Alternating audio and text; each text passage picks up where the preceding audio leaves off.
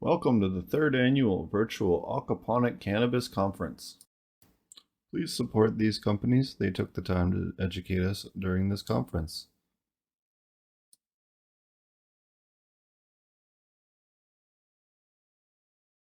Presentation.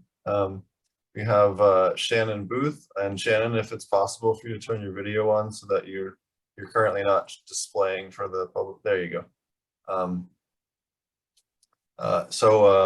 We have Chad Westport's going to moderate the chat for us today for the commercial panel. So I'm really excited about that. Thanks for joining us, Chad. Yeah, absolutely. My pleasure. Glad you invited me here to do a little bit of moderation at the third annual Aquaponics Cannabis Conference. We got some awesome speakers lined up, panel members here already in the house, so kind of all ready to go right on time. Good job on arranging that, Steve, and everybody showing up. I think for maybe kind of the first 10-15 minutes, we'll go around and just kind of introduce ourselves. Maybe for people who aren't familiar, let people know where you are, kind of what you've been doing, and then later we'll get into the cool things like system design and what kind of fish you're using and any tips or tricks. But I think it'd be a good place to start by just introducing ourselves. So I guess Steve, you're probably you're familiar here, but why don't you start off with the introduction, set the pace for everybody on the panel? Sure. So my name is Steven Reisner. I'm a commercial consultant and operator currently of a large facility in Thailand. Our whole flowering portion of the facility is going to be all aquaponics, and eventually we'll be converting the veg portion over as well. It's just easier to do new design greenhouses from scratch when you can just put everything where it needs to go. Which anyone who's built a facility knows it's a hell of a lot easier than retrofitting one. I've been doing this on the legal side of things since 2013, since I started the Aquaponic Source in their Aquaponic Cannabis program, and then I started my own company in 2016, doing consulting all over the planet.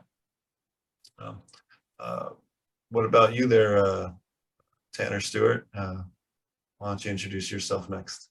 Well, thank you, Steve. So Tanner Stewart here, CEO and founder of Stewart Farms.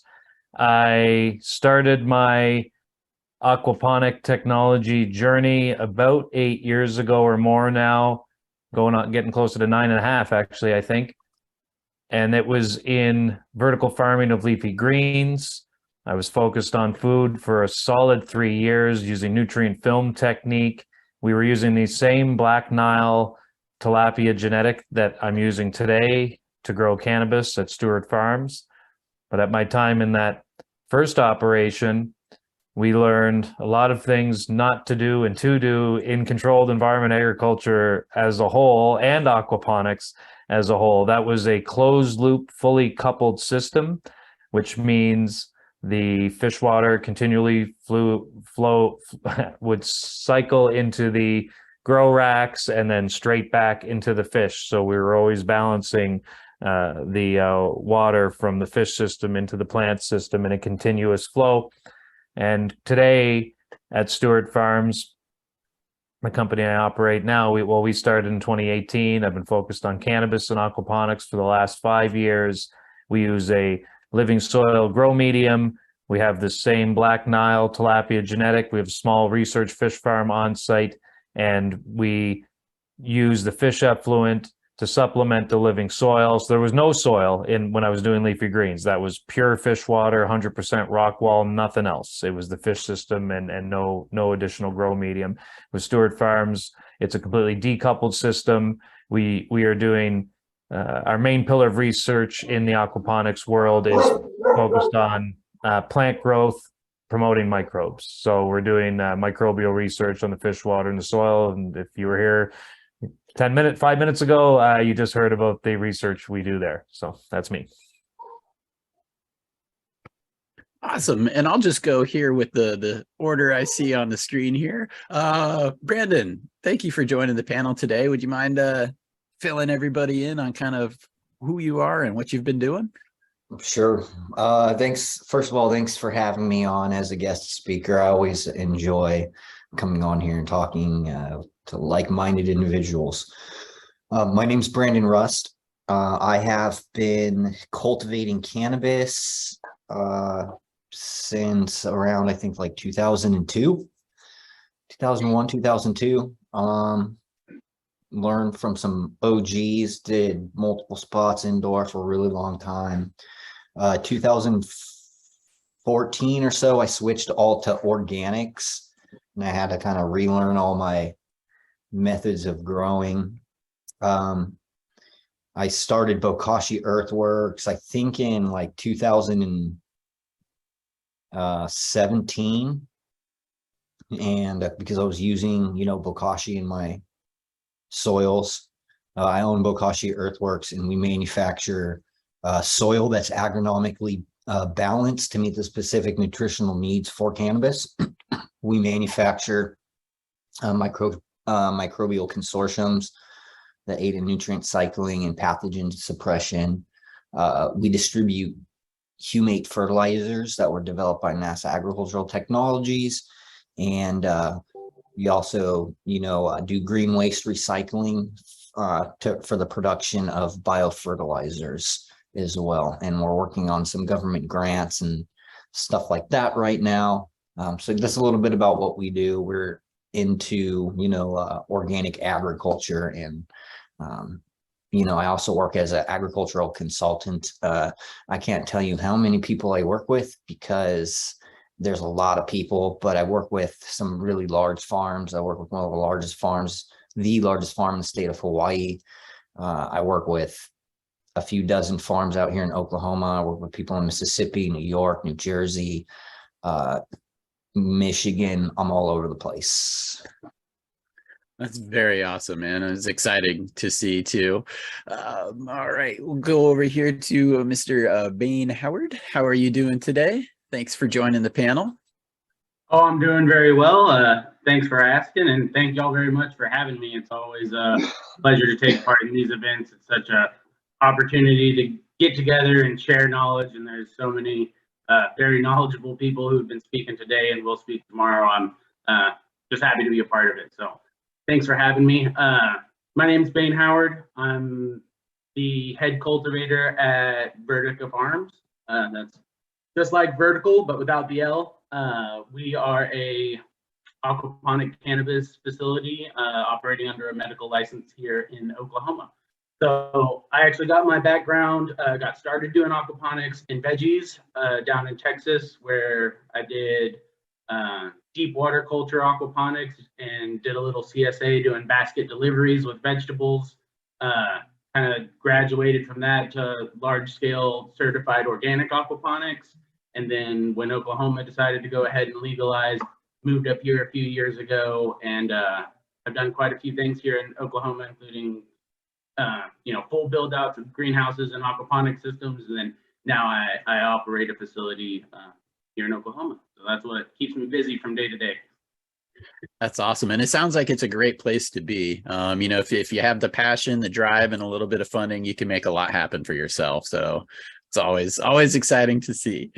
And all right, we're going across here, and I apologize, we have not met yet, but Dee Maitland, how are you doing today? Maybe you can introduce yourself to me and the rest of the conference, who I'm sure is already familiar. Yeah, I just gave a talk, so hopefully a few people know. So my name is Danielle Maitland, and I'm the Director of Science and Cultivation Technology at Aquaponics Inc. So I'm sort of heading our R&D and certifications and funding applications are that's my area of expertise. And we grow cannabis and koi combined with living soil, and we have distribution all the way across Canada. We have a great medical platform, and we sell all sorts of stuff. And we also partner with other growers and sell some of their stuff on our platforms as well. And we're in the lovely South Shore of Nova Scotia. And that is an individual talent that is so important and necessary. I come from an audio engineering background. I always say you need the artist, and the artist needs a manager, because to write these types of contracts and funding, you can't understand everything. It's so complex. So very awesome. And moving down here to the bottom row here, top of our hearts though, we've got Shannon Booth. How you doing today, Shannon? Hi there, thank you for having me this evening. My name is Shannon Booth. I'm head of cultivation at Sweetwater's Aquaponics in the Eastern Cape in South Africa. We are also a licensed medical facility. We are the only licensed aquaponic cannabis facility in Africa currently. So that's quite a proud statement, and hope to be leading the way in aquaponics, obviously in cannabis. And I'd like to also educate the young Black community in South Africa as well into the future of farming through aquaponics, not only with cannabis, but food as well. We have offtake to America, I mean, not to America, sorry, to Australia with our cannabis. And I've been very happy to be here. Thank you very much. My pleasure. And, you hit an important aspect, right there on the head. It's not just always about cannabis. A lot of this stuff is about growing good, healthy food, especially in areas where there may be food scarcity. So yes, these are all tools and things that we can apply in other areas of life that are pretty important to us as well. And we've got the last one. I'm not sure, Wes, are you still with us, or are you just RIPing prohibition over there? So Wes is just here as like a backup internet connection in case mine drops out. It keeps everything rolling. All right. So what you're saying is I shouldn't talk to the mannequin because it's never going to talk back. Yes. Okay. All right. Well, let's move on. I could talk back if you want me to, but I figure there's far better people here on the panel. I'm just going to sit back and listen and enjoy. So. Well, fair enough, Wes. Fair enough. One thing that I'd love to dive into here is just system design. A lot of what you guys are doing is probably one of the areas I know the least about when it comes to growing. So this is fun for me, and it all starts with a good design. So when setting up your system, maybe we could kind of go through some of the choices that you made, whether it was dictated by weather, whether it was dictated by the footprint of the space that you had. These types of things are all considerations that one needs to look at, especially, if you are moving into a building and retrofitting a building. So maybe we could start up here with Stewart Farms. Maybe tell us a little bit about your system design and if you've managed to find some more efficiencies through time with that. Yeah. Well, with any aquaponics farmer, the largest system design decision you're always going to make is how many fish am I putting in this thing? What are my fish for? And what's my goal with my fish? And if the answer is I want a commercially viable fish business, well, then you're probably aiming for a fairly significantly sized fish farm, and that's a expensive undertaking, and you're going to need a lot more floor space.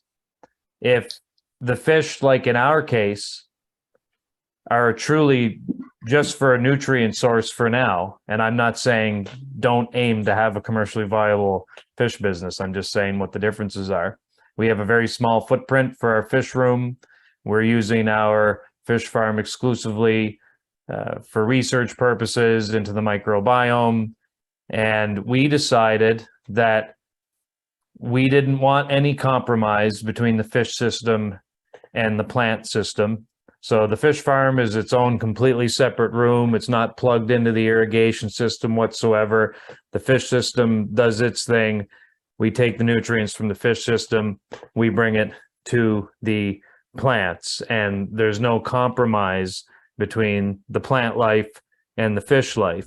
So I recommend a decoupled system in general from personal experience, historically growing leafy greens, where I made sacrifices between pH of the water for the fish and pH for the water of the plants. So I think coupled or decoupled. So am I cycling the water in real time back and forth between these systems or not? That's a major design decision. I'm sure there's other opinions on here of which route to go or not. So yeah, really, it's fish, man. I mean, you're going to make more water, and I continually get this question, Well, if you take where the fish room is and you put weed in there, will you make more money with the weed room? Well, yeah, you will. You'll have all the weed in that room and you'll sell the weed for weed price.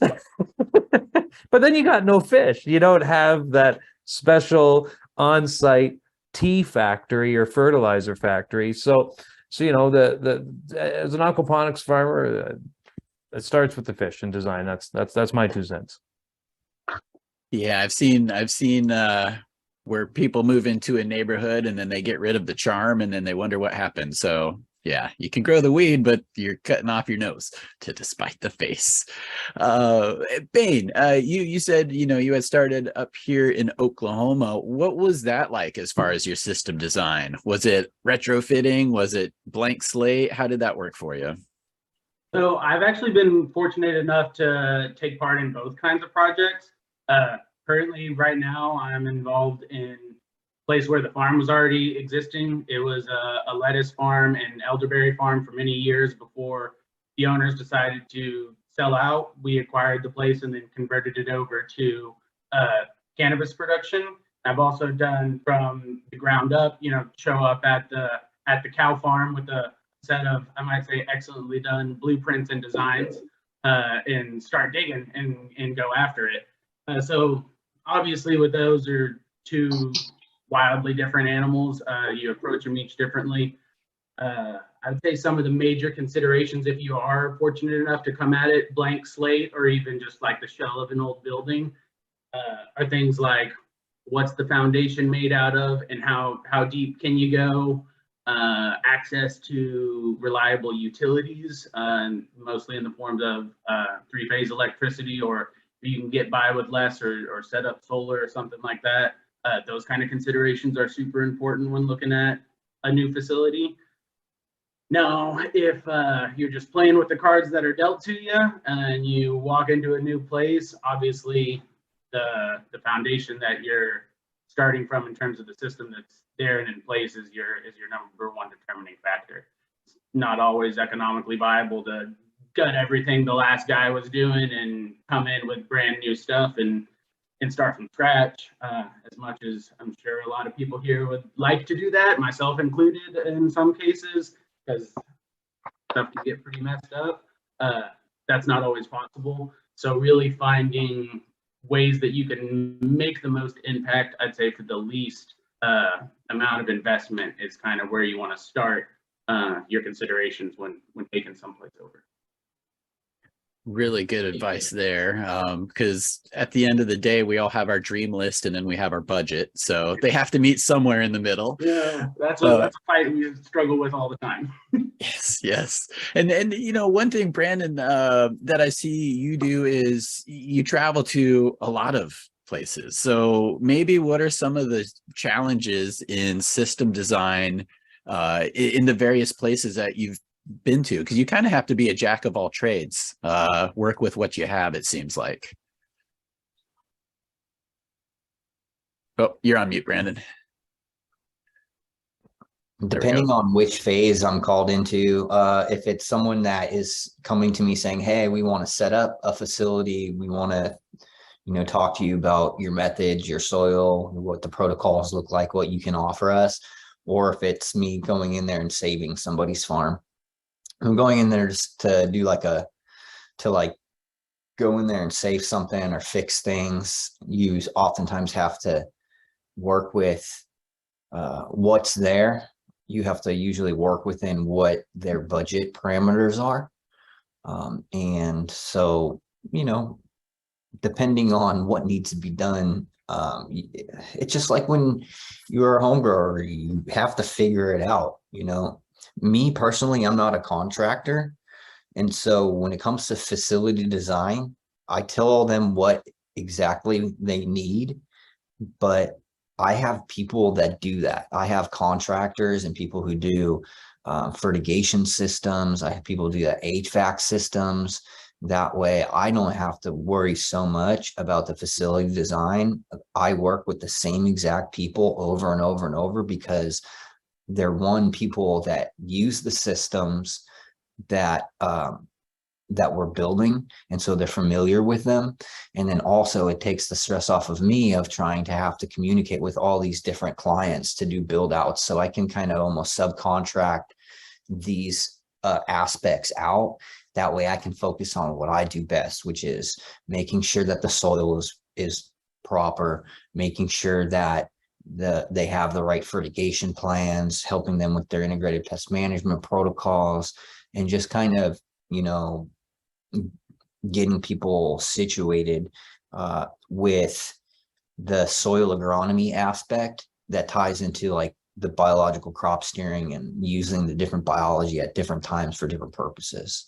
So that's what I like to do best, is show people how to use the science and how to apply it in these systems, and then how to continue to be successful using data-driven cultivation, you know, that's based off of, you know, lab data for soil, leaf tissue. If you want to do cultivar specific testing, you can do sap analysis and tissue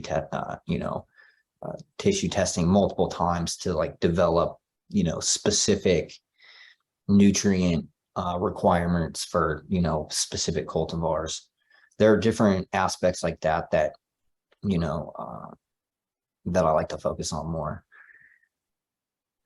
That's invaluable, having those people who you can rely upon. They have the experience, the familiarity with the systems, because there's a lot of things that we run into that are unanticipated. But when you have people that have worked with these systems many times, that's a huge resource to have. So that's great that you're able to bring that to clients and to people, kind of a all-in-one inclusive package, which is largely beneficial for many people.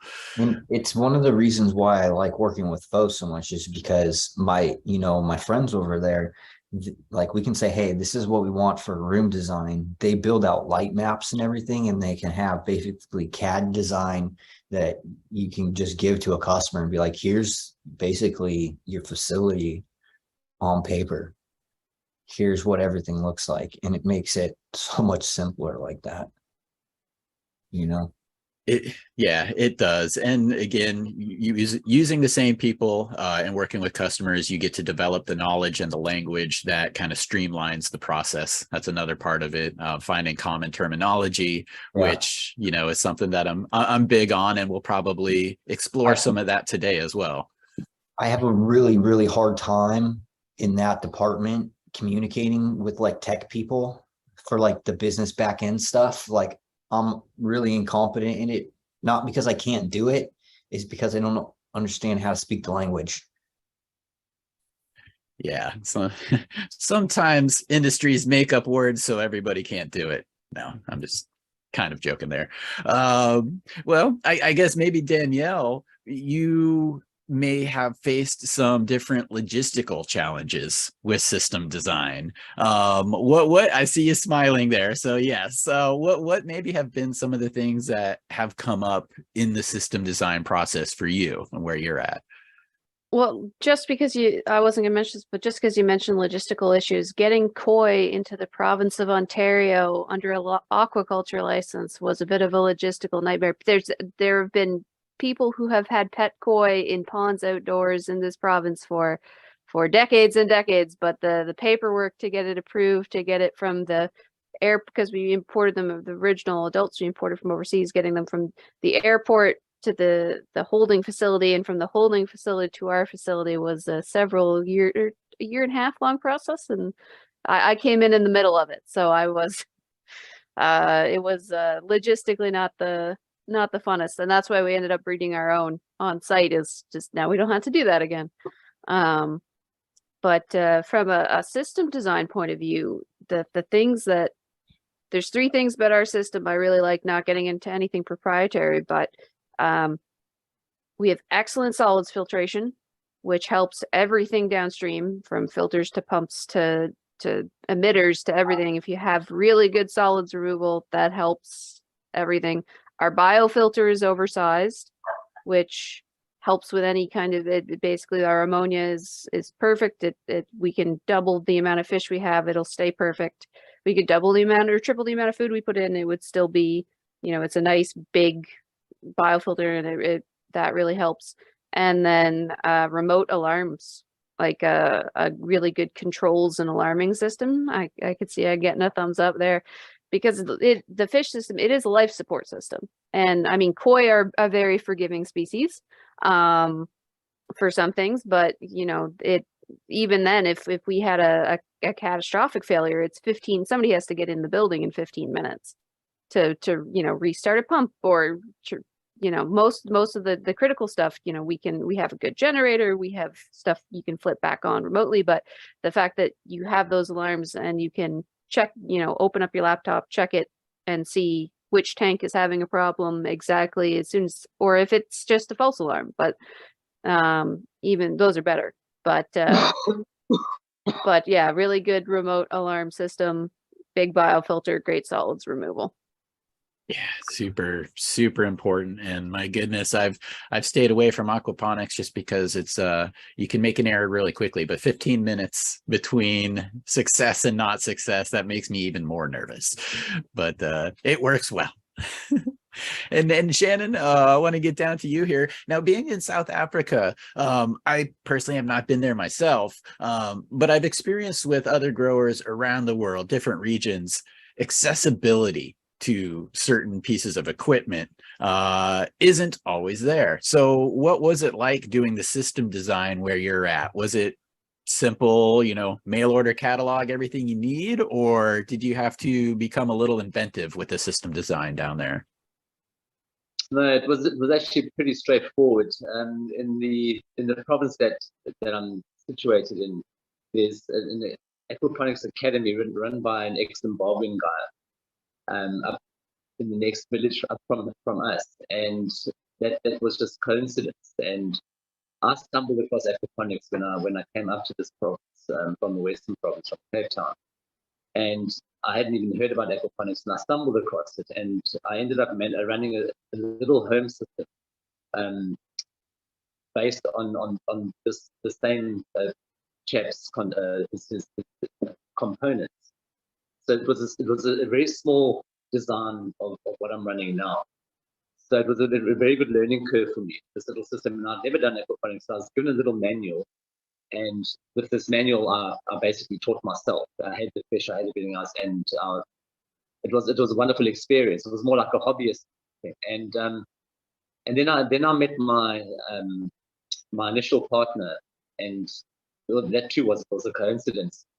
And he said to me, "What is aquaponics?" And I explained to him what the process was, and he was fascinated. And he said to me, "Well, can you do this commercially? Can you grow food commercially on a large scale?" And I said, "Well, it's never been done in South Africa on a large scale, but I don't see why not, because this is it's a modular system. So if you just grow in modules, it's very controllable." So they said, "Well, if I'm feeling a bit bored, and should we buy a piece of property and we try this and try and make a small business from this?" And I said, "Sure." I was enthusiastic about it. So he came up and he found a property in this little town, little seaside town, and he purchased it, and it was just indigenous bush with an old house that was broken down and a workshop basically. And we developed it from scratch, and using the same components that I'd learned from, we built this thing up.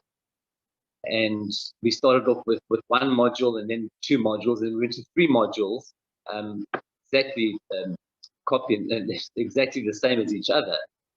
And they all hold 20,000 liters of water. They all have 4 fish tanks, 1,500 liter fish tanks per module, with a 5,000 liter sump and a 2,500 liter baffled sump. So we have 2 sumps, which I will explain how they work. And then we also have 6 media beds. Also, they are 1 meter by 1.2 meters, and they're about 80 centimeters deep, with bell siphons. And those media beds are filled with 19 millimeter broken up granite. And then we have deep water, which are fed from those media beds. and they fed, like 2 media beds will feed into deep waters. So you have enough nitrification from the 2 media beds to suffice those two deep water canals that you're growing in. So it was developed purely for growing vegetables, and it was a copy and paste. And we just that's how we grew. And as we needed more vegetables, we added a module. And also a safe way of growing aquaponics. If the system crashed, you still had the backup of all the others. And each system ran individually, and you harvested from each system daily. Your lettuce, your cucumbers, your tomatoes. And then in addition to the systems, we've added grow buckets. We call them Dutch buckets, and we line those buckets up between the DWCs, and in between those rows of buckets, we have an elevated stand with another bucket on top, which also has a bell siphon in it. And the water from the DWC gets taken out of a submersible pump in the DWC and taken up to the pulsator. We call it a pulsator with the bucket with the bell siphon, and it works the same as a media bed on atmospheric pressure. And when the water goes down, it feeds 10 buckets on either side of it. Every 10 minutes or 7 minutes, it feeds in each 300 mils of water. And it just runs over the roofs and feeds, and then goes and drains out the buckets at the base and has a drain pipe back to the sun. So it runs in reticulation. It's a very, very good system. Obviously, leaks are an issue. We have grommets all over the place, and a lot of pipes and elbows and yard. And also, the one thing, I mean, the Dutch buckets are a huge addition to our systems because it gives us so much more scope and grow area rather than just deep water and media beds. So we can actually create a lot more grow area from the nutrition we are getting from the fish into the volume of water we are running in that system, because we're only running 20,000 liters of water per module. But that's how the vegetable systems ran. So, and I've continued with that, and I've had to change a lot of things, the way that I work with the systems, with oxygenation and also nitrification. So cannabis requires a lot more nutrition and minerals than the vegetables do. Mm-hmm. So we actually added 4 media beds extra to 2 of the modules to compare the growth rate. Okay, side by side. Yeah, side by side. So we doubled up the nitrification pretty much. And that certainly has made a huge difference to the plants. The plants are all growing beautifully. Even everything's good. We sort of tap dancing with biology at the same time working with hydroxides. We don't use silicates yet. We're still working with hydroxides because that's what I've learned to work with. I still need to merge over to silicates in aquaponics. But it works very well. I get beautiful grows. I've just had some issues. I've had a lot of issues. I mean, aquaponics is very challenging as it is, but I've had a lot of issues, climatic issues and temperature issues that have set me back. But growing cannabis, I think it's a lifelong learning curve, and especially remote in different climatic conditions. Everything changes. It's that sensitive. The plant is that sensitive that it reacts to a change. Well, yeah, and then on top of that, you also have cultivars which are finicky in certain environments as well. So that's always a kind of a constant process of finding what works best for you in that environment. But having the buckets additional to the deep water and the media beds, and a lot of people only use the deep water in aquaponics. I was saying earlier in my earlier interview that I use all of my media beds. I grow in my media beds where the nitrification takes place, even though it's very volatile. It's a very good source of nitrogen. That's where the nitrogen is at its highest peak. It's in the media beds before they drain. So I mean, when I was growing vegetables, I put my cucumbers there because that's where I got the highest nitrogen peak, and that's where the cucumbers grew the utmost better than anything in any other part of the aquaponics. So you can put different strains in media beds that react better to nitrogen. I mean, aquaponics is a very nitrogen-driven system. Generally, everything gets nitrogen, but at the end of the line, those last plants always. They must be in supplements because we're taking nitrogen from the time it hits the deep water. We got to pump their take into those buckets already. So my volume of fish is always high. It's never over, but it's always at its max. In order to keep up with the nutrition level required. And then we have sorry. Oh, no worries. I was just going to say, let's get to Ponics here real quick for the system design. He's probably, I'm most familiar with his work and his design work because I've seen it and we've talked about it. And then, yeah, Shannon, this is great stuff. I'm already like looking at the clock going, man, we're not even going to get to all of these. So real quick, Ponics, I'd love to hear a little bit about your system design. And then I'm gonna lightning round you guys with the good questions here. Sure. So we did a bunch of R&D at the Aquaponic source with like everything from like sand beds, DWC, NFT, media beds. We did a bunch of work with different cocoa blends. Like we tried kind of all the different ways to kind of figure out how to match the nutrient values in the tissue. And we landed on either soil fed by aquaponics water, which is what some of the people on the panel here do, or doing a dual root zone method, which to me, I think gives kind of the best hybrid of both worlds. And the advantage to either one of those systems is that you can take whatever the height cut is this month, drop it in there, dial the nutrients into what it wants, and immediately get that into mass production. Some of the other methods, I know a couple of people that have been that also do aquaponic cannabis and stuff like that, do DWC only and things like that. They have to do a lot more pheno hunting to actually find strains that are in that same, significantly more pheno hunting. And at the end of the day, if you can't immediately like drop in that hype cut to bulk it out, or at least something recent that to develop and have that a means to quickly jump into that market space that you need to fill it immediately, it's not, to me, it's not the best system. Like you got to have something where you can quickly adapt to whatever the market wants. And if it can't do that, then you got to do some more tinkering. Yeah, constant progress, or constant process of progress and figuring that out. And that's some of the questions, I kind of want to get here too quickly. We've got a lot of awesome experience and knowledge up here on the panel. And I just looked at the schedule of the events for today, and yeah, we've got about 20 more minutes. So I want to try to take advantage of this time. I've heard, Stewart Farms, you had mentioned tilapia. I know Ponics, you had worked with tilapia in the past. Danielle, you had mentioned koi. And this is open to anybody. Is there a preferred fish, or why do you go with one fish over the other? Is it scale? Is it environment? What is the kind of deciding factor on, I'm going to use goldfish, not so much? And that's open for anybody too. I'll jump in real quick. Part of it in the United States comes down to in the United States, you can't get a meat processing license and a cannabis facility license federally. It's a federal problem. The USDA, the meat inspectors that would inspect the facility, can't actually go into a cannabis facility currently until they fix that.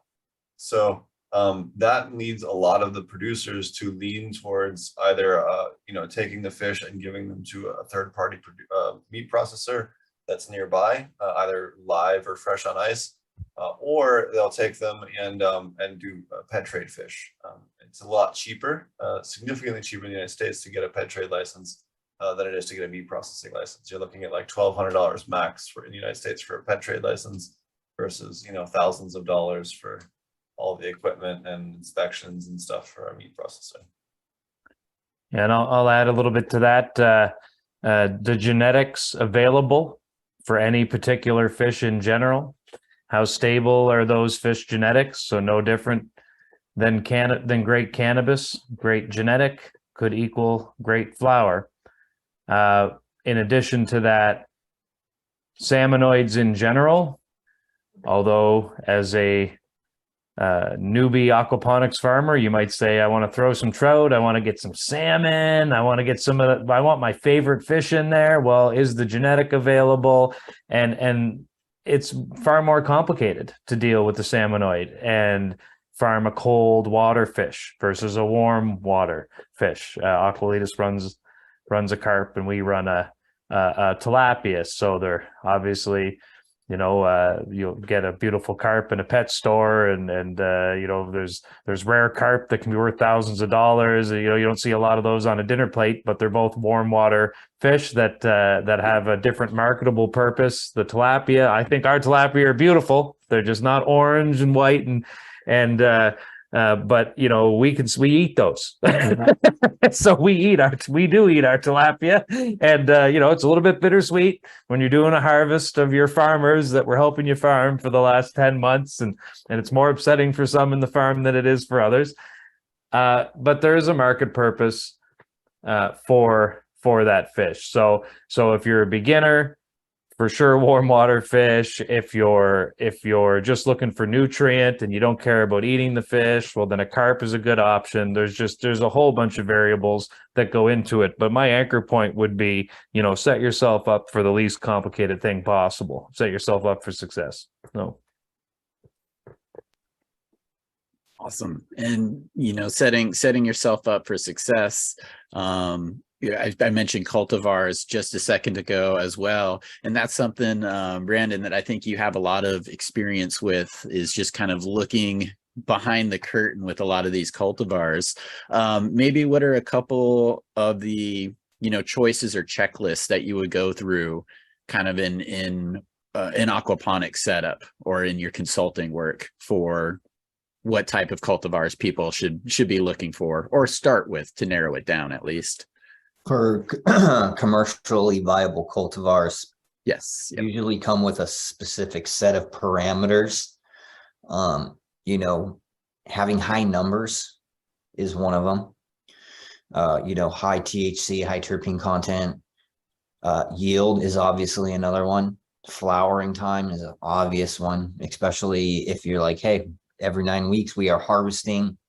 You don't want varieties that take 10, 11 weeks. They just will not make it. And then depending on your area and what style of cultivation, if you're indoor, if you're greenhouse or outdoor, the genetics really play heavily into how they'll actually perform from a abiotic standpoint with the different environmental parameters. So that's really important to look at too. Very, very much so. Kind of, moving on to, and this is going to apply to everybody, and it might take somebody a second. So I'm going to put you on the spot first, Potent Ponics. One of the biggest things that you learned last year, that's, again, kind of crowdsourcing the experience is a great thing about cannabis and a wonderful thing about this conference, because we all get to pull from everybody's years of experience. And, what you may have learned last year may save me a headache next year. So I do kind of want to go around. What is the biggest thing that you learned in the last year? And again, Potent Ponics, we'll start with you on that one. I think as far as just day-to-day stuff, switching to baskets for IMO collections, like hands down, was we basically have much fewer failed collections now than we did with the boxes. That's probably my biggest takeaway. And are you going far out for these boxes, or are these close to the farm? So we put some on the farm, and then we have down the street from me, there's what used to be an old mango grove that's kind of overgrown and taken over by the jungle. We put stuff out there, and then we also have an old cemetery near us that's kind of overgrown with trees and orchids. We put it over there as well. Cemetery, man. Yes. People eat dead mushrooms. Mushrooms eat dead people. And back to you. And with that, back to you, Danielle. What maybe is one of the largest things that you learned, or as a company learned, through the process last season? From the research side, I think the most exciting thing was that we could improve our phosphorus numbers with different fish feed. Just, we can, and the improved nutrient profile and kind of more targeted nutrient profile with the different fish feed was really cool. And I'm horribly biased because me getting a PhD hinges on that research. So that's probably a little bit biased. And the other thing, we collect a ton of data, and I do, when I have the time, I'll go back through it all and do a whole bunch of analysis and kind of try and correlate, you know, environmental conditions to yield and spacing to yield and potency, and, you know, the different irrigation strategies to yield and potency, and basically everything Brandon was saying of, you know, THC, terpenes, potency. And just I noticed a trend, which is the first time we grow something, we get one number, and then, you know, after 3 or 4 grows, we see a steady increase in yield until we eventually taper off. But just that you know, once we give it to our cultivation team and they have a couple turns to get their teeth into it, get used to what, you know, the timing for everything, the dosing for everything, it usually, we see a nice, there've been a few cultivars where initially we were like, do we keep it? You know, the pheno didn't yield very well, but we did because the other numbers were so great, and we see that nice steady increase. So it's, you know, maybe don't give yourself some time with things. You know, it might take you a while to get to know the plant and get to know what the plant, you know, how to best get the best out of that plant. But you know, you can't always afford to wait for that kind of stuff. But if you can, you know, give it some time. One of the things that I always recommend, if you have the opportunity to run your pheno hunts from clone, keep the mother stock, but actually take clones and run those are going to give you a better representation of what that genetic is going to do as a clone stock. Great piece of advice there. You know, that's, as Danielle was pointing out, I was definitely in my mind thinking that, because yeah, for me, it takes me a few runs to decide whether I want to keep something or not. And exactly to both of your points. So Brandon, that was a good little shortcut for the process. But Danielle, also very important too, because if we just one and done everything, we might be missing something that in a commercial setting is really gonna, you know, knock it out of the park for us. So maybe I'm gonna switch the question a little bit for you there, Stewart Farms. From maybe the two might relate. From the thing that you learned last year, tell us about your biggest challenge last year. What was the one that kept you up at night, made you lose a little bit of sleep, but ultimately you get a smile because you fixed it in the end? What may have been your biggest challenge? And then Shannon, I'll come down and ask you the biggest challenge, and Bain as well here in a second.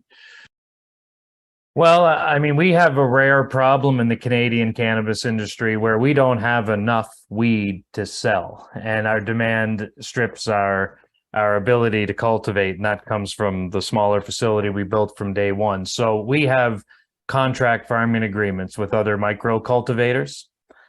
I'm going to use this as an opportunity to tie it back to the design conversation a minute ago.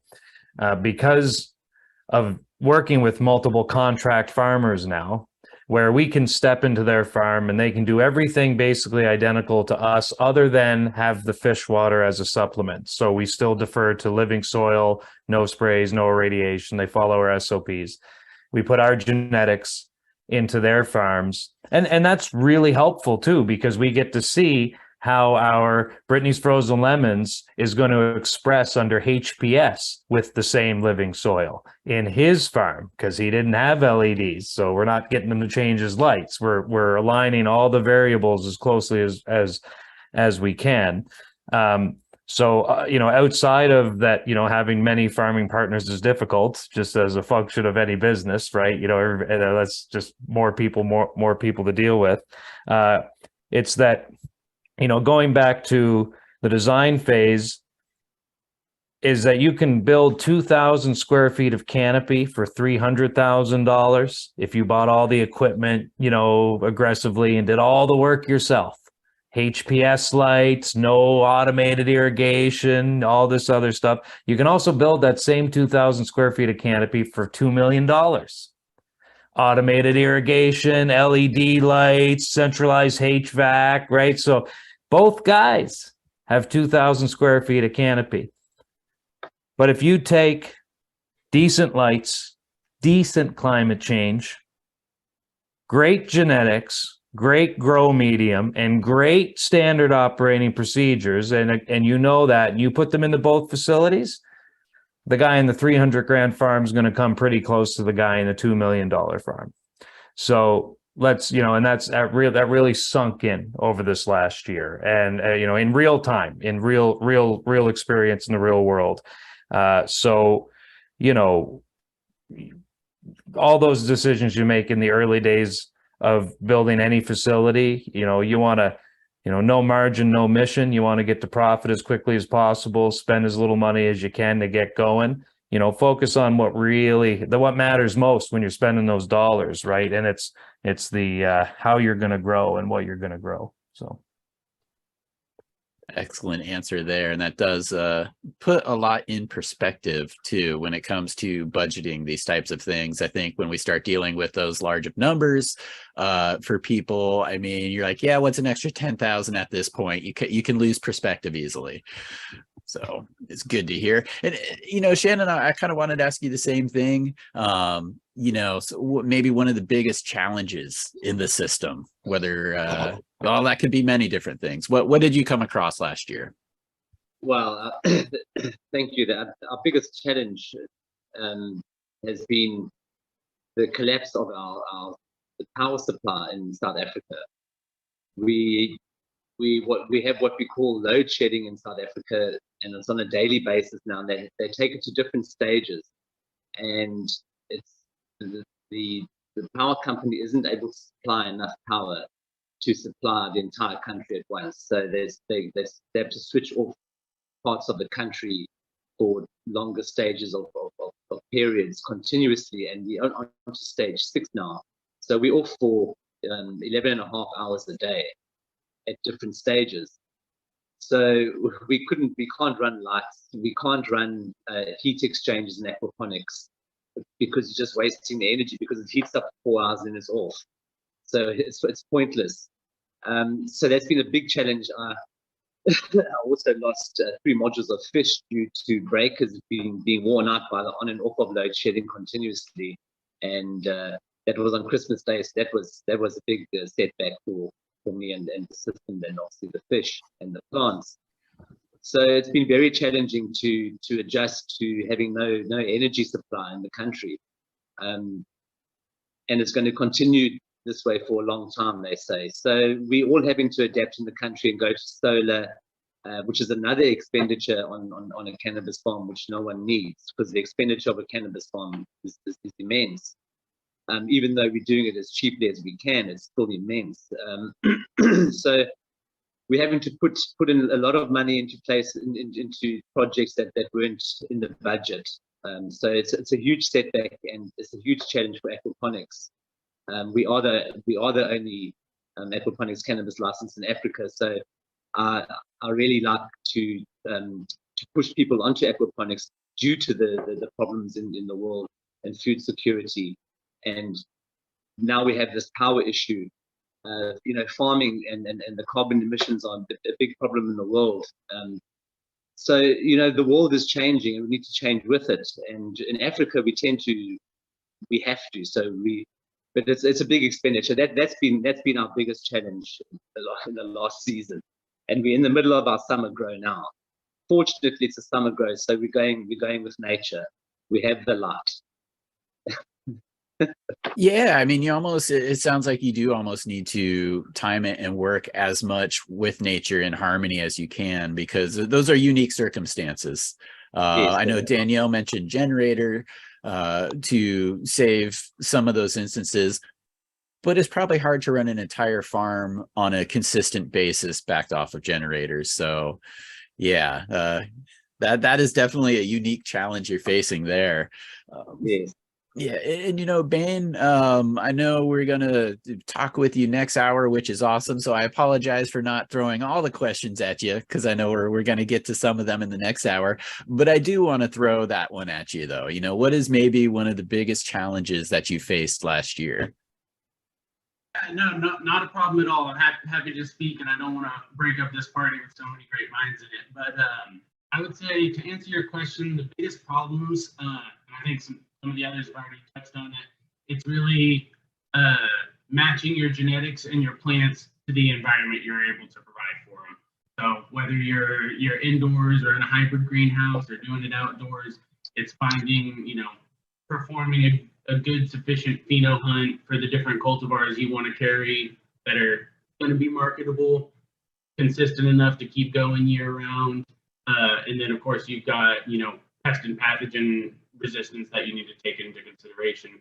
And all of those things change from year to year and from season to season. So it's really the challenge, at least as far as I see it, is finding those genetics and then knowing your plants well enough to work them into the schedule and try to match those up as best as possible. So you have the plants doing everything they can with the environment you provide them, and then being able to, at the end of the day, bring quality product to market. Very good point. And you mentioned IPM, and that was something that I was hoping to touch on here. Well, we'll kind of skip over IPM just for plants in general. I think a lot of the viewers are familiar with that, and there's a lot of great information out there for it. But Ponics, I want to ask you, just for myself, I don't know the answer. Is there anything specific as far as IPM when it comes to protecting the fish or protecting the reservoirs? Is there anything that I wouldn't understand coming from soil? Oh yeah, yucca extract and wetting agents are ultra fish lethal, both of them. As in general, not all, not everything in those categories is. Aloe vera is a really good one that's fish safe, but for the most part, things that fall into that category, are pretty fish lethal when it comes to that. And then just being mindful of oils and things like that. You get too much in the water, the fish are toasted. That's the biggest thing. Okay, well, yeah, very, very good to know. You don't want to kill off your workers, I guess, for lack of a better term. Don't want to do those things. And yes, the yucca, the extracts, soap nuts, these types of things I hear thrown around frequently in kind of living soil organic situations. So not going to apply in the aquaponics world. And if you're outdoors and watering to runoff, consider your sources, because I'll save the speech here, but it's all about the fishes, guys. Real quick, to wrap it up, you all have a lot of excellent experience here. Let's pretend I was a Chad, and I'm paying all you guys as a consultant. What would be one good tip? We'll lightning round this one, but what's one good tip you could give anybody that's interested in doing aquaponics on a commercial scale? And I guess we'll just go around here in that same order. Stewart Farm, we'll start with you, and we'll wrap this one up. Yeah, my number one tip would be spend a lot of time making sure your facility design has great workflow, operational workflow, and that you're setting yourself up good operationally for cleaning. And also think about that when you're doing the design. Design for an easily cleanable facility, and that can come right down to your irrigation choices. And you might think an irrigation system is going to save you a bunch of money, but maybe it's 10 times the cleaning and 10 times less without it. So that would be what I'd want to leave you with. Excellent. There, actionable advice, easy to understand. Brandon, how about you? What would be a good piece of advice for aspiring aquaponic growers? I would say anybody that's starting a business, not just aquaponics, but if you're doing any type of facility design, business design, anything, itemize all your expenses.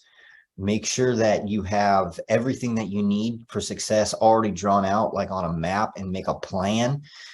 Give yourself, especially with cannabis, give yourself also room for 3 months of operating capital plus 10% when you're writing those financials up and itemizing all that stuff. So that way that you have a little bit of extra for any of the miscellaneous items that you might not have thought of, and you have all of the things planned out for those 3 additional or 4 additional months where you have a sellable product.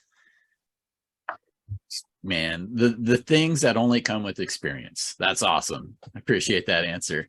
And Bain, we'll come back to you here. A tip and trick for anybody aspiring to run this sort of system. I think these guys hit it pretty on the head. The planning is everything. With aquaponics especially, and really with any business venture you're trying to do, research as much as you possibly can. Don't skimp on the planning, everything from, what plants do you want to grow? How are you going to feed them? But like was said already, system design, how are people going to move through this facility? Don't cut the walkways short, because the guy who's going to be moving up and down the rows is going to be cursing your name every day if you do. Make sure it's easy to clean. And then, like you said, with the budget, add up everything you could possibly imagine ever needing. Double it, because there's going to be stuff you forget, and then you got to have enough money to keep everybody paid, keep all those valuable team members around. That's a critical thing I think a lot of people skimp on. This isn't unskilled labor. You need people who really care and who are knowledgeable and are going to pay attention to the little things and put the elbow grease in to get it as clean as it can possibly be. That's the kind of stuff that makes or breaks a large scale farm in my mind. Like a car, like a house, like anything, don't let it start slipping, because it will reach a point of no return almost. So yeah, start early, start now, keep those things clean and maintained. Danielle, that sounds like something that would probably come out of your mouth. What else can you add to this conversation? For someone starting out, aquaponics, it's a living system. It takes a while to become mature. I can't pinpoint exactly when I say our system had fully matured, but everything just suddenly got easier about a year in. All the water parameters were stable. There's never any hiccups in so it, especially with your biofilter, it's gonna take, everybody says, oh, you can put this in. It almost always takes about 2 months before your microbes become really established and your numbers start coming down and it becomes fish safe. If you buy all the fish, if you cram 60 kilograms per meter cubed in your tank on day one, all of your fish are going to die from ammonia poisoning. Because that biofilter, even if in a year you can handle that much, your biofilter can't keep up from a run. And you can maybe take inoculated bio beads from someone else, but that brings us to the second point, which is an ounce of prevention is worth a pound of cure. Do not bring anything in. If you have a nice, brand new, pristine, clean facility, do not bring anything in through your doors that you cannot 100% guarantee doesn't have a nasty little friend coming in with it. Because it's way harder to get something out than it is to keep something out. Amen to that. Amen to that. Shannon, how about yourself? Again, you've got some unique circumstances down there dealing with the power. What are some of the tips and tricks that have gotten you through? Well, the best advice I can give anybody thinking about commercial aquaponics is to make sure that your system design is correct and balanced and properly in tune. That's the biggest thing, because to chase problem design faults after the fact is a huge problem. And the second one is to do Stephen's masterclass course of cannabis and masterclass aquaponics, but it does as cannabis related, but it covers broad spectrum aquaponics. And what I learned from his course has taken me 5 levels up to where I was before in aquaponic growing, and I was one of the better aquaponic growers in South Africa on food at that time. What I learned from that course is immense, and it goes from beginning to end. It's vertical, so it's a really, really good course for any aquaponic grower from start to finish. It's the best thing I've ever done for my aquaponic growing future. It's a good tip there. You can spend, endless hours and days searching around the internet, or you could go to a place where it's been compiled. And, Ponics, you have definitely done that with your courses and through this conference. I appreciate that.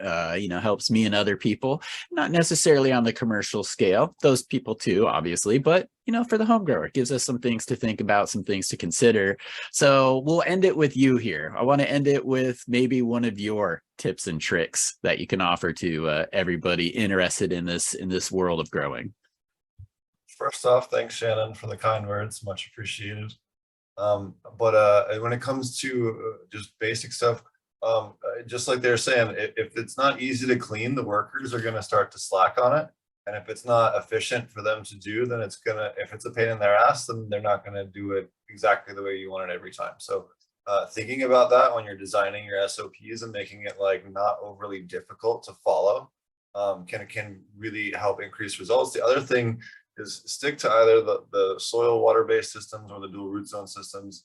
Again, it gives you the most flexibility until you really get used to the systems and you really get used to the rest of it. And just like other people were saying earlier, stick to tilapia and koi when you get started. You can get fancy with it afterwards, but don't burn a ton of cash on some fancy fish until you have everything else done. Like once you've done your second or third flower run, you got everything else going, cool. Replace the koi with yellow perch or whatever you want to do to get fancy, but don't try to do too many things that you're not really familiar with off the bat. I think that's one of the biggest mistakes I see aside from people not researching their market is just totally trying to take on too much and trying to learn like 12 new things that they have no idea about all at once. Nobody can do that, right? You got to be realistic about how much you can intake and teach with yourself within a month.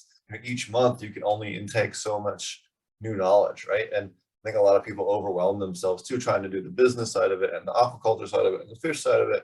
And now they want to do all difficult fish.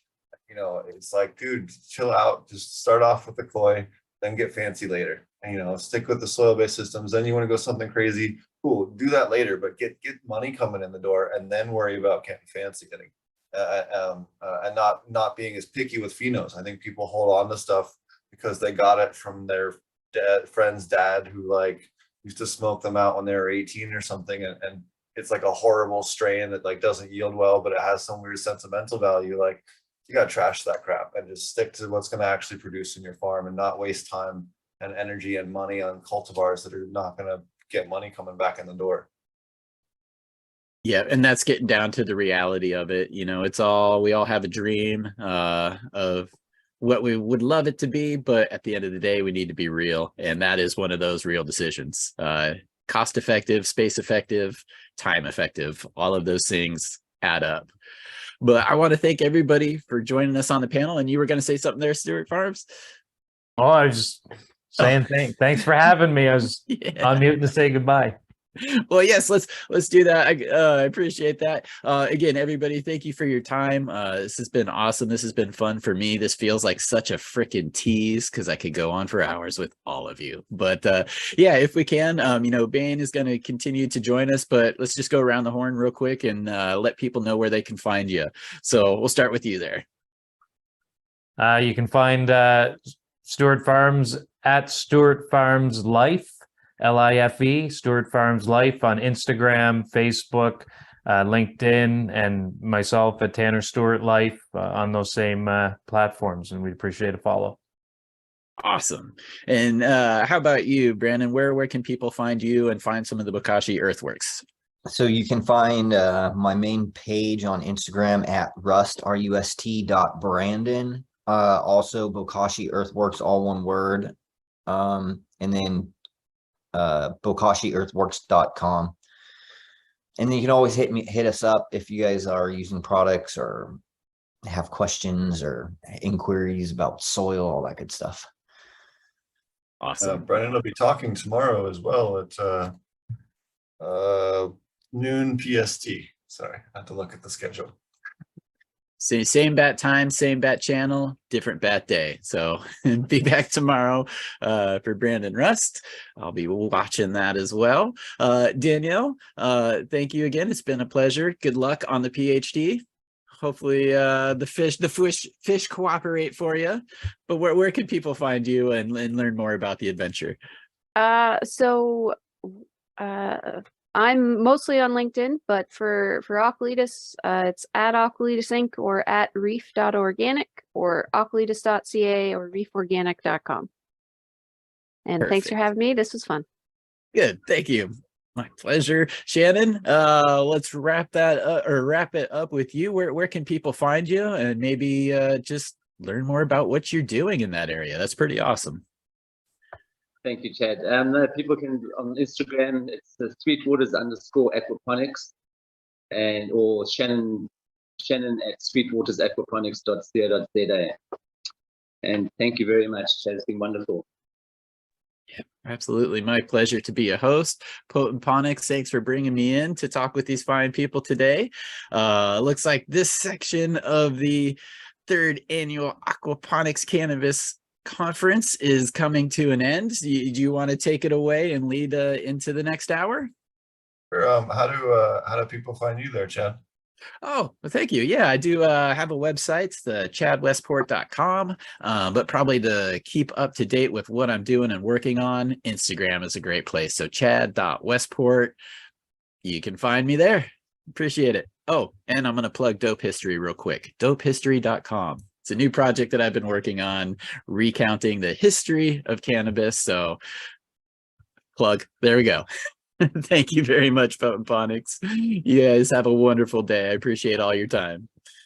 Thanks for coming, and thank you all the wonderful panelists, Brandon and Tanner and Bain and Danielle, Link and Shannon. Thank you all for joining us today. All right. Have a good day, everybody.